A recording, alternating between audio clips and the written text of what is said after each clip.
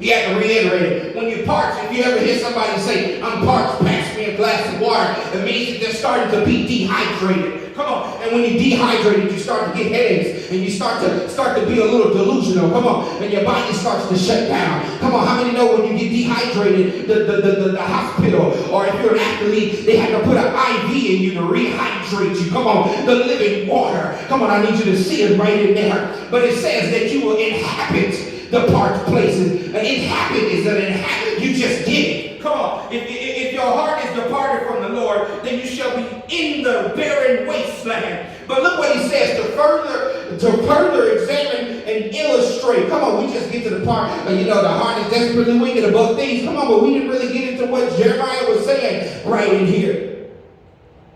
He says, in a salt land, which is not inhabited. Come on, barren wasteland. How many knows that salt retains water?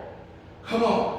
It sucks it dry. So if you pour salt over something, it'll pull it up. Come on. They put salt on the road when it snows so that you can be able to drive over it. Come on. What does the salt do? It sucks up the ice from the snow, and it begins to lay down on the pavement so it gives it traction. Come on. So it says that in the salt land, which is not inhabited. Meaning you're going to be in a dry place if you trust in your own strength. Come on. And if you trust in man, come on. If you trust in man, you're going to be in a barren wasteland, and you're going to inhabit the parched places. Come on, this is a condition of the heart here. I'm sure I got to build it up for you so I can show you on the other side. But this is the condition of the heart here. It says, blessed is the man who trusts in the Lord. Come on, I had to lay it down for you real quick. I had to lay it down for you real quick. That's what Jeremiah is saying. I had to show you what it is to not have the Lord in your life. I had to show you what it is when you think about your own strength. I had to show you what it is when you have a conditioned heart, conditioned to the ways of the world. You will inherit nothing. You will inherit dry place. You will inherit parchment. Come on, that's what the Lord said. But look what he says in Jeremiah 17 and 7. Look what he says right here. Blessed is the man who trusts in the Lord, and whose hope is the Lord. Come on, I like that part right there. He says, for he shall be like a tree planted by the waters. Come on, but we got to go back right here. I got to show you that again. Look at what it says right here. If we go back up to 6, Jeremiah chapter 17, verse 6, he says, he shall be like a shrub in the desert. Come on, that's a whole 360 right here. That if you trust in your heart and your own strength, and he shall not see when good comes. He shall inhabit the parched places in the wilderness, and in a salt land which is not inhabited. Come on, that you'll be dry, that you'll have no resources. That's why the Lord woke me up at 5 o'clock this morning with the song that I need you. Because we're talking about the condition of the heart here. And the condition of the heart to get the strength from yourself gives you a dry place and you inherit the desert. But look what he says in 7. Blessed is the man who trusts in the Lord. Come on. And then he said, and whose hope is in the Lord, for he shall be like a tree planted by the waters. Come on, when the tree is planted, it don't matter if it's in the desert, it don't matter if it's in the valley, it don't matter where it's at. But if it's by water, that means it's got unrelentless, unending resources. Come on. So when we see that the condition is a way of living, then when you condition yourself to live out of your own strength, he just showed you that you get parchment. Come on, when you're parched, you're thirsty and dehydrated. But he says when you change the condition of your heart into something that is in a state of existence in me, then I will make sure that you have everything you need and even what you don't need. Come on, I need you to see it. That's what that scripture says. For he shall be like a tree planted by the waters, which spreads out his roots by the river. Come on, and will not fear when heat comes. Because it don't matter if it get hot. Because I got my untapped resources underneath the ground and make the ground wet. Come on. I got the water that's going to continue to feed the root. Yes. And it says, but his leaf will be green. Come on. You got to see where he's going right here. We always just say that the heart is desperately wicked above all things, but we never get to what Jeremiah said before that. He was sitting there as a warning in verse 9. But before he got there, he says right in here, which spreads out its roots by the river, and it will not atmosphere when heat comes. Come on. That's the storm. That's whenever anything else comes. Come on. When the devil gets permission to mess with you. Come on. When the depression comes. Come on. Which is the force of wickedness that we learn in Ephesians chapter 6. Come on. That when the forces come on, because forces is the lowest level demons. Forces is the lowest level things. Forces of darkness. They're the ones that operate in the Beelzebub spirit and the insanity. They're the ones that operate in the insomnia. They're the ones that operate right there in the depression and the suicide. Come on. They low level. And we can't get away from them because the condition of our hearts.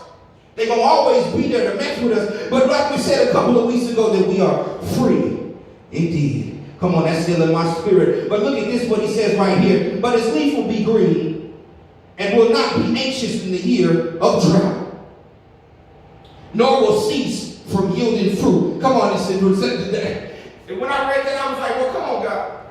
Are you talking about Trump right in here? Come on. I need you to see it, because I remember right before the election, before I even turned on the TV, I fell asleep in my seat in the living room. And I heard the Lord so clearly. He says, Donald Trump is going to win. And I said, what? I was just sitting there. And he says, but nothing that he does is going to affect my people. Yeah. Come on. So they can have a drought. They can have the heat. But according to what the word says is that we're going to spread our roots by the river. And we're not going to fear when the heat comes. And our leaves will remain green, even in the drought. And we will not cease from yielding fruit. Come on, that means that he's always going to give us what we need to be able to produce life, to be able to produce what the world needs. And that's why God said that the other definition of need is necessary doing. Come on. Because I need you to understand that it's necessary. That it's necessary for you to be in the condition of my heart. Come on. It's necessary for you to be in my will. It's necessary for you not to be in your strength. It's necessary for you to operate in my strength. Because the greatest thing that you could ever do is still weak to me. It don't matter how strong you think you are. It's still weak. My Jesus. You can take the strongest man in the world and have him lift that 1,000 pounds. It's still weak when it comes comparison to the Lord. Yes. Look what he says right here in 9. The heart is deceitful above all things and desperately wicked. I asked the Lord, why would you say that right in here? He says, because I was talking to Judah. And I was talking about their sin. I was talking about their punishment. And I had to let them know, don't be fooled. That's why I started off to say that the heart is deceitful. Come on. How many know? I was looking at a video on YouTube, and I seen this dude. He was beating up his sister's baby daddy. It just popped up. I was like, I don't even watch fights. And I was like, why? I mean, he just beat him down. Beat the baby daddy up. And he says, don't you ever put your hands on my sister.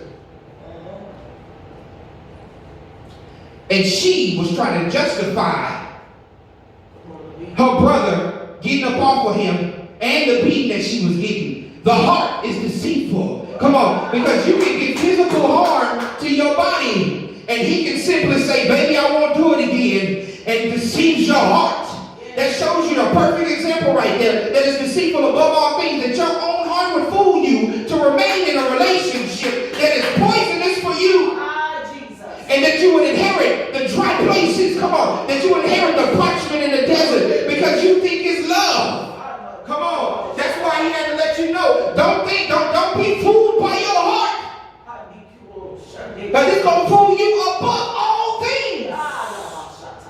That's where the manipulation and the trickery work in. That's where the witchcraft right there works in. Come on. That's where the evil intent works in. Right there in that heart. And people, well, I just love him. Oh, I just love her. But she bust you upside your head and you had to put some makeup. Come on, what's love got to do with it? Come on. You had to put some makeup on your eye.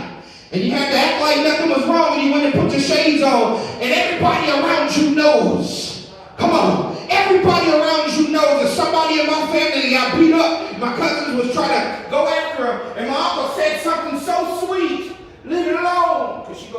to it. Oh no. Heart is deceitful. Yes. And it says, and desperately wicked. Come on. So before you get into a fight and understand that you get into this battle, you got to understand where your heart is at. You got to understand that your heart wants that parched place in the wilderness. You got to understand that your heart wants to be that shrub in the desert. You got to understand that your heart wants to operate in its own strength. You got to understand that your heart is don't naturally trust in man. You got to understand what's about to happen and what continues to happen, because I can sit here and tell you right now that I need God. Every time I wake up in the morning, that's why he woke me up at 5 o'clock. I need you. Come on, I heard it in my spirit, and I was like, my Savior, it woke me up. And I had to get up and move around because my spirit was screaming that I need God. It didn't matter what was happening. I needed to wake up and praise his name. I needed to wake up and tell him that my condition is lined up with your condition. I needed to let him know, keep me out the dry places, God. Forgive me of anything that I've done that's not like you. Come on, if you ain't praying like that still, it don't matter how long you've been saved. But if you ain't praying like that, you ain't real with yourself. I've seen some saints in the spirit that have gotten their heart conditioned to salvation. Come on, and I'm not saying it's a bad thing, but let me show you where I'm going. They see themselves up higher than others, and they see that the salvation of the Lord is here. But when they look at somebody that's unsaved, somebody that's backslidden, that same salvation doesn't extend to them in their mind state, and they sit and judge. All right. But the Lord told me, he says, salvation is deliverance from the power of sin and the effects of it. My God. So how dare you, unenlightened Christian, sit on your pedestal and look down on people because it was just you. Actually, it's still you. You just wear a different garment than me, so you fit into the crowd. But you was just unsaved as me. You need him just like I do. Come on. Your condition is flesh too. Come on, I need you to see it. The people won't want to hear that, but YouTube, you're going to hear it today. It's you. You're not delivered from the power of sin. You're still sitting in the front row wearing it. But God said that your need is a necessary duty. I got to keep you needing me, because if you feel like you can do it yourself, you will inherit the parched places. Look what it says. The heart is desperately wicked above all things, and who can know it? Question mark. He asked them, who can know it? And then he tells them, he says, I, the Lord, search the heart. Come on, here it is. Yes. We forget this part. We cliche number 9, but we don't go into 10. We always just want to say somebody that's in sin. Well, you know their heart is desperately wicked. Come on. And we use it as an excuse to continue to remain in sin. Come on, I need you to see it. We use it as a congregation. Come on, as a body. God told me, he says, those Christians, come on. I was like, God, you mean the unenlightened? He says, no. I need you to understand. You always have 2 types. And I said, okay. He says you have the representation and you have the misrepresentation. He says the world has gravitated to the misrepresentation of who I am. So when my representative, my ambassador comes forward, they think it's fake. Come on. That's why people look at Benny Hinn and be like it's CGI. But I'm letting you know that Benny Hinn is anointed to be who he is. I've been in the same room and I felt the Holy Spirit move on his life. I felt the Holy Spirit move on people. I've seen people pass out and get back up and stand up out their wheelchair and kick it out of the way because they didn't need it. And you know that they was handicapped because their legs were shriveled up. But there's always the misinterpretation. There's always the misrepresentative. That's why you have these churches that have a whole bunch of people. Now, I'm not trying to say every mega church is a misrepresentation. That's not what I'm saying. But a lot of them are. Come on. Yes. A lot of them are. Because they don't want to really preach salvation. They don't want to really preach popular message. You want to preach riches and prophesy to people. You want to preach prosperity. But you can't have prosperity until you have prosperity in the spirit. Come on. When God can trust you with money, then he starts to release it to you. But he's not going to release millions to the parched place. I need people to see that. And he says, I, the Lord, search the heart. I test the mind. Even to give every man according to his ways. Uh-oh, there it is. People right there, they say, oh, they think that's a good thing. It's a good and a bad if you read it. Even to give every man according to his ways. That's why he had to let you know. If you trust in your own strength, according to your ways, you inherit the parched place. But if you trust in the Lord, according to your ways, you inherit the river. Come on, I need you to see it. And then he says, according to the fruit of his doings. Come on, how many know that people that live in death can produce the fruit too? Come on, I know y'all seen Snow White. The old witch came and she gave her a poisonous apple. Come on, produce fruit to put her to sleep. Come on, but it took the prince. Come on, I need you to see it. Y'all don't understand what's going on right in here. The Lord is very adamant. But it took a prince to pull her out. It was bad fruit. We always talk about bad fruit. The world bears fruit too. Fruit of death. It's right here. He says, even to give every man according to his mind, his ways, according to the fruit of his doing.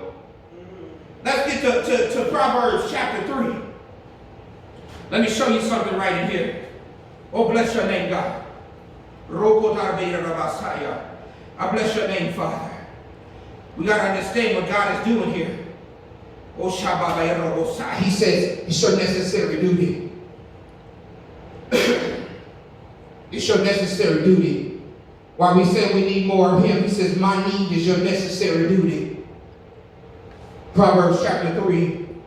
The key verse is 5 here. But we're going to start on 1. Look what he says here. Talking to you about the condition of your heart. My son, do not forget my law, but let your heart keep my commandments. For length of days and long life and peace that will add to you. Let not mercy and truth forsake you. Bind them around your neck. Come on. He says you need mercy and truth like a chain. Come on, that's what he's saying. Rock it like a chain. Write them on the tablet of your heart. Oh, there's the heart again. And so find favor and high esteem in the sight of God. Now here's that prosperity right there. That's all you're going to get from me about prosperity, because it's right there for you. Very briefly, and then he goes back into the condition. He goes right back into the condition. Trust in the Lord. Oh, wait a minute. Did I go back? Hold on. Yeah. Trust in the Lord with all your heart. And lean not to your own understanding. That's the same thing Jeremiah said. Don't lean to the trust in man. Don't lean to your strength. But he says, lean not to your own understanding. He's telling you, I need you to go into the spirit realm here and seek me, because it's beyond understanding. You can't understand what I'm trying to get you to, but your spirit will understand and make it manifest. I need you to see it right here. In all your ways, acknowledge him. That's why I first woke up and I was like, I thank you, Lord, because you didn't have to wake me up to show me that I needed you. Could have let me sleep. And he said, he shall direct your paths. I don't know, there's another little snippet about prosperity right in there too. There it is. That's all I'm going to give you. As it pops up, I'm going to sprinkle it to you. But he said, but before he directs your paths, come on, we skipped that part. Before he says, trust in the Lord with all your heart. So if you don't trust in the Lord with all your heart, your path is not directed properly. And if you lean to your own understanding, you get the drop. Come on, I need you to see it. We're going to 8. He says, do not be wise in your own eyes. Here it is what them unenlightened Christians was. They wise in their own eyes. Well, you know, I've been saved for 25 and 30 years. Come on. And I know every biblical book in order. Come on. They think that knowledge is gained. Come on, I need you to see that we got to pray for these people because they need God too. But God told me, he said, don't pray for all of them because they all not going. Don't waste your breath. It's like my Savior. God ain't playing no games. He ain't never played no games. He told me a long time ago, and it's been stuck in my spirit. Everybody that go to church ain't going to heaven, so don't pray for everybody. All right, now. It says, do not be wise in your own eyes. For the Lord, fear the Lord and depart from evil. It will be a health to your flesh and a strength to your bones. Come on, right in there, I was like, oh, bless his name. Come on, it says it will be a help to your flesh and a strength in your bones. He's not talking about the appetite of the flesh. He's talking about your physical being. Because what he said is, I'm going to continue to give you long life right in here. Come on, I'm going to strengthen your bones so you can continue to walk. I need you to see that right there. Let's go to Psalms 51. We're going to jump around for a little bit. Promise you, I'm almost done. Got about 4 or 5 more scriptures, and we're going to get up in there. We're going to get up out of here. I'm telling you, shook my spirit this morning.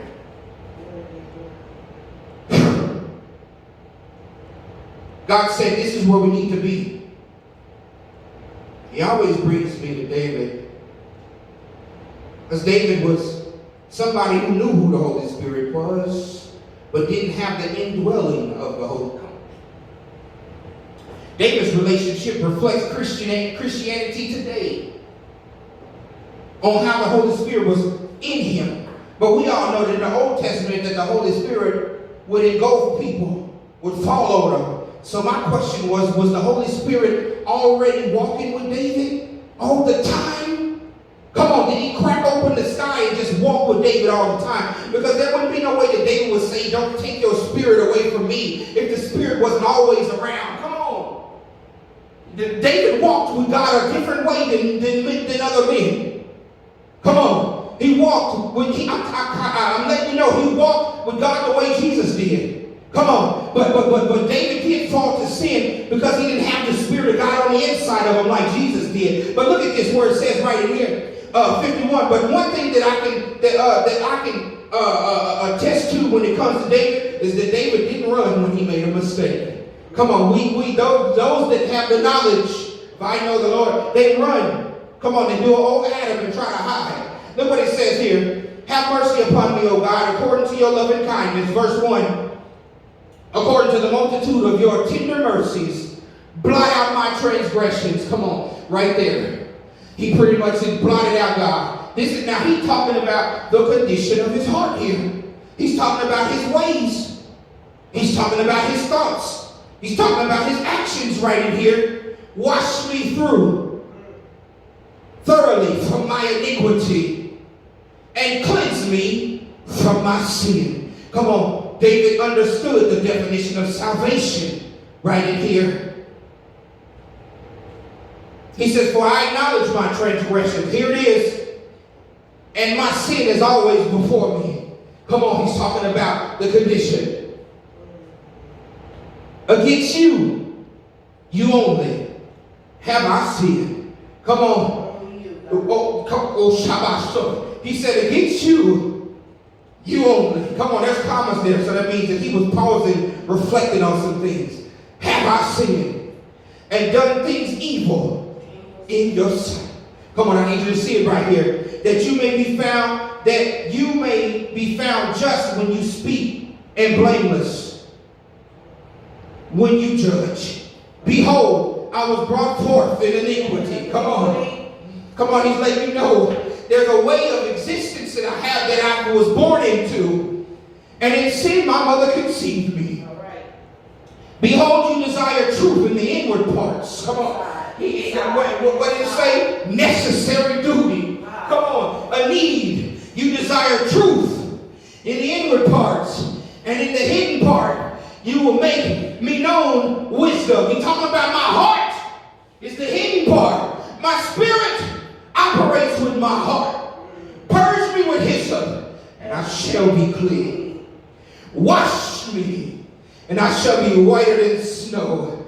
Make me hear joy and gladness, that the bones you have broken may rejoice. Oh, bless his name. And look what he say right here. Hide your face from my sins and blot out my iniquities. Come on. He's saying right here, God, I got a way of living that's not conditional to you. I got a way of living that's not of you. And I need you to pull it out of me, God. I need you to change it. I need you to change my heart. I need you to dig deep inside of me and pull it out. And then he says right here, create in me a clean heart and renew a steadfast spirit within me. Do not cast me away from your presence. Come on, this is it right here. And do not take your Holy Spirit from me, because it's feeding my condition. It's feeding what I have on the inside. It's killing what I have on the inside to make me more like you. It's showing me what salvation is. Come on, let's jump to Psalm 16. We're going to get up in there. Come on. It's showing me what I need to do to be with you. It's showing me what I need. He said, blot out my transgressions. Come on. My crimes that I know that I'm guilty of.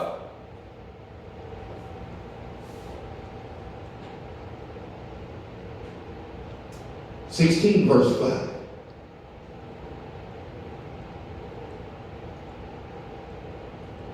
Thank you, Jesus. It says, "O Lord, you are the portion of my inheritance and my cup." Ooh, right in there. He says, you are the portion of my inheritance and my cup. You maintain my lot. Come on. That's what Jeremiah said, if you by the river. Come on. He's saying the same thing. The lines have fallen to me in pleasant places. Yes, I have a good inheritance. I will bless the Lord who has given me counsel. My heart also instructs me in the night seasons. Come on. Just like it instructed me to wake up and praise the Lord.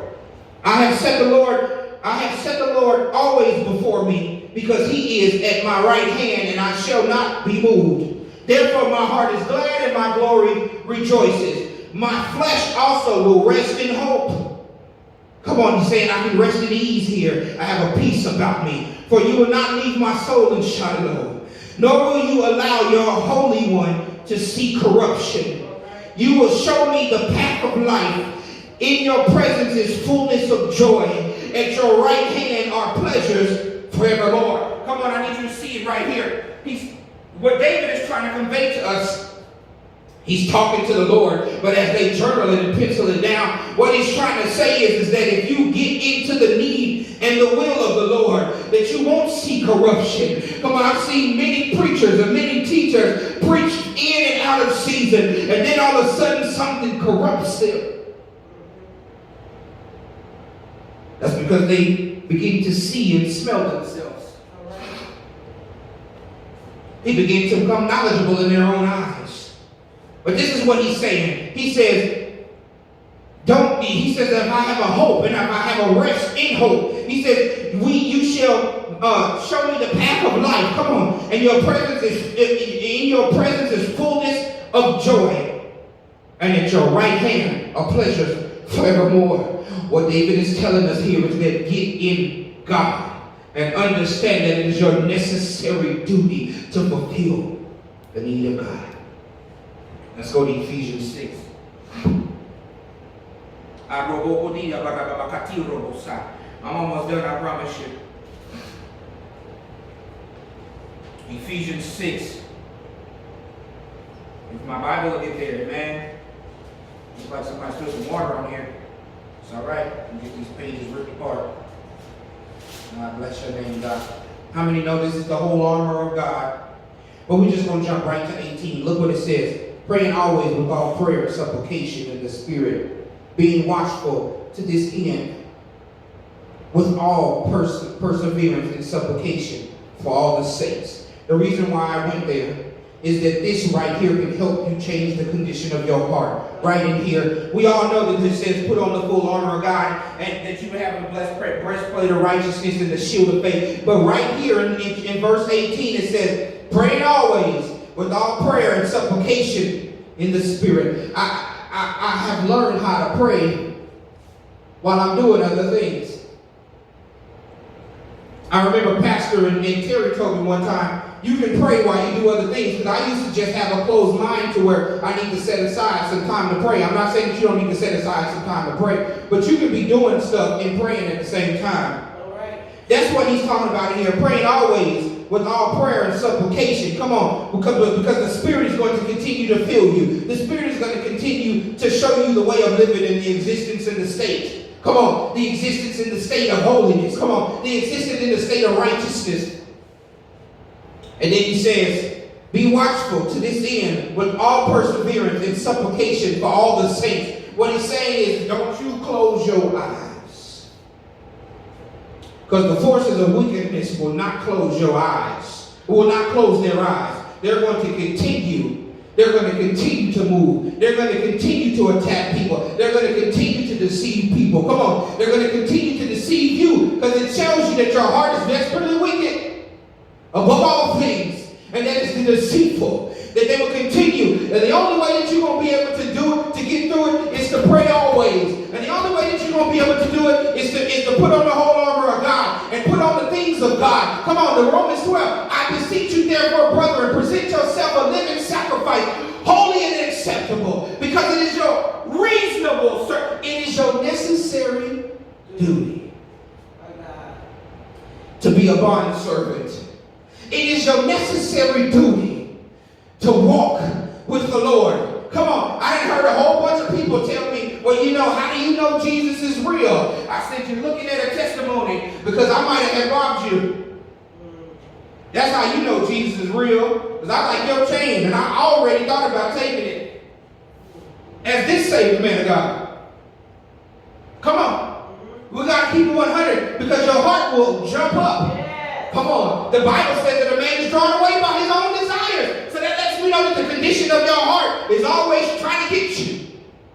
It always trying to say, well, go on ahead and call her. Come on, you know she's going to pick up the phone. Go on, call it. Come on. When you're walking through the mall, oh yeah, look at them, they looking good. Come on.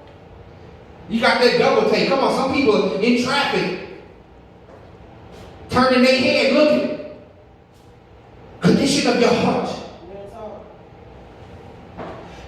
Come on, David said that we were shapen in iniquity. Come on, the Bible tells us that one man's sin condemned all men to live under the reign of death. Come on, that's what it says. But one man's action.